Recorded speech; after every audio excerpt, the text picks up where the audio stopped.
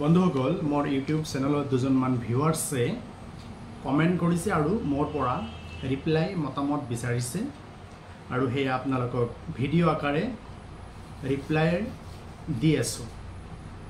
অতি আগতেই ৰিপ্লাইবোৰ দিব লাগিছিল, কিন্তু মোৰ সময়ৰ নাটনিৰ বাবে মই সঠিক সময়ত ৰিপ্লাই দিব পৰা নাই, যাৰ বাবে দুখিত। এজনে কমেণ্ট কৰিছে দেৱজিৎ ৰিলোডেড বুলি লিখা আছে। দেৱজিৎ ডাঙৰীয়াই কৈছে, মহোদয়, তিনিচুকীয়া জিলা জলসিঞ্চন বিভাগৰ এজন সাধাৰণ কৰ্মচাৰীৰ পেঞ্চনৰ কাম যোৱা 5টা বছৰে হোৱা নাই। ইয়াৰ তথ্য উলিয়াবৰ বাবে ক'ত কিদৰে RTI আবেদন কৰিব লাগিব, ফৰ্মেটটো অনুগ্ৰহ কৰি দিব নেকি? ইয়াতে কোৱা হৈছে যে তিনিচুকীয়া জিলাৰ জলসিঞ্চন বিভাগৰ এজন সাধাৰণ কৰ্মচাৰীৰ পেঞ্চনৰ কাম বিগত 5 বছৰে হোৱা নাই। গতিকে তেখেতে এতিয়া কেনেকৈ RTI কৰি এই বিষয়ে জানিব পাৰিব? ৰিপ্লাইটো হৈছে, দেৱজিৎ ডাঙৰীয়া, সেই কৰ্মচাৰীজন আচলতে অৱসৰ হোৱাৰ পিছত পেঞ্চনৰ বাবে যে আবেদন কৰিলে, আবেদন পত্ৰখন লিখি নিজৰ হাতত এটা জেৰক্স কপি যদি ৰাখিছে আৰু কোনটো কাৰ্যালয়ত পেঞ্চনৰ আবেদনখন জমা দিলে, সেই দুটা বস্তু আপোনালোকে জানিব লাগিব।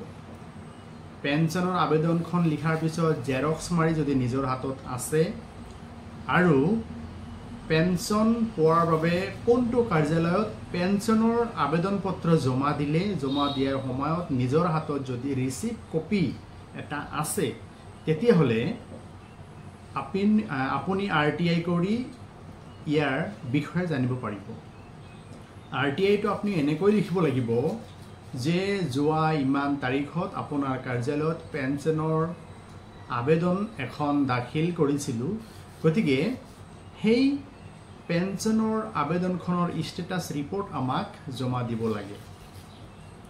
আমি আচলতে কিন্তু RTIত আমি কোৱেশ্চন কৰিব নোৱাৰোঁ যে RTI পেঞ্চনৰ আবেদনখন জমা দিছোঁ, গতিকে বিগত 5 বছৰ হৈ গ'ল, গতিকে কিয় আমাৰ পেঞ্চনৰ কামটো হোৱা নাই, এনেকৈ আমি কোৱেশ্চন কৰিব নোৱাৰোঁ।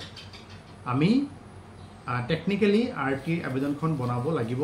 আপুনি ক'ব লাগিব যে যোৱা ইমান তাৰিখত আপোনাৰ কাৰ্যালয়ত পেঞ্চন পোৱাৰ বাবে এখন আবেদন পত্ৰ দিয়া হৈছিল, সেই আবেদন পত্ৰখনৰ ষ্টেটাছ ৰিপৰ্ট আমাক জনাব লাগে।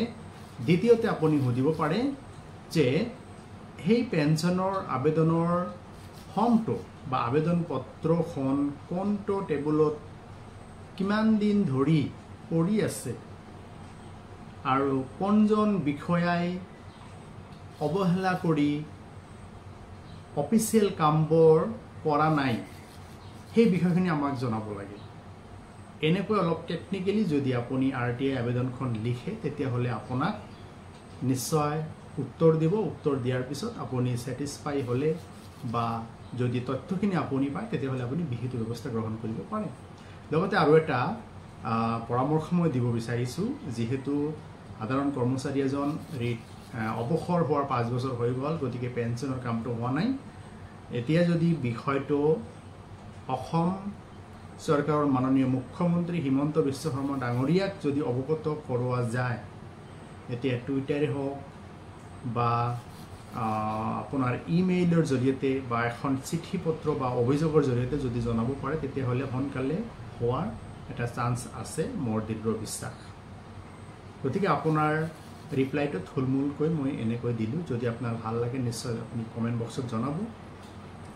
আৰু এজন ভিউৱাৰ্ছে লিখিছে, বাহাৰুল ইছলাম, এখন স্কুলৰ বিল্ডিঙৰ কামৰ বাবে RTI কেনেকৈ কৰিব লাগিব?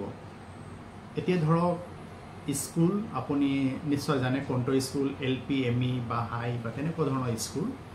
যদি আপোনাৰ LP, ME হয়, তেতিয়াহ'লে ব্লক এলিমেণ্টাৰী ইডুকেশ্যন অফিচাৰ অথবা ডিষ্ট্ৰিক্ট এলিমেণ্টাৰী ইডুকেশ্যন অফিচাৰৰ কাৰ্যালয়ত আপোনালোকে RTI আবেদন দাখিল কৰিব পাৰে যে অমুক স্কুলৰ বিল্ডিং এখন হৈ আছে, গতিকে সেই বিল্ডিঙৰ ইষ্টিমেট কপি আমাক জমা দিব লাগে আৰু কিমান টকা চেংচন কৰা হৈছে আৰু কিমান টকা ব্যয় কৰা হৈছে আৰু সেই বিল্ডিং সংক্ৰান্তত এক্সিকিউটিভ কমিটিৰ বিভিন্ন মিটিঙৰ ৰেজলিউশ্যনৰ লোৱা বহিৰ ফটোকপি আমাক যোগান ধৰিব লাগে বা বিল্ডিঙৰ ইষ্টিমেট মতে হৈছে না নাই সেয়া আমাক জনাব লাগে বা বিল্ডিঙৰ কামত খৰচ কৰা সম্পূৰ্ণ টকাৰ ভাউচাৰ আমাক জমা দিব লাগে এনেকৈ আপুনি যদি RTI আবেদনখন জমা দিয়ে বিভাগীয় কৰ্তৃপক্ষৰ ওচৰত নিশ্চয় আপুনি ইয়াৰ বিষয়ে বিতংভাৱে আপুনি জানিব পাৰিব মই দুজনৰ কমেণ্টছ ইয়াতে জনালোঁ যদি আপোনালোকৰ ভাল লাগে আপোনালোকৰ মতামত আকৌ এবাৰ আমাক জনাব ধন্যবাদ হেভ এ নাইস ডে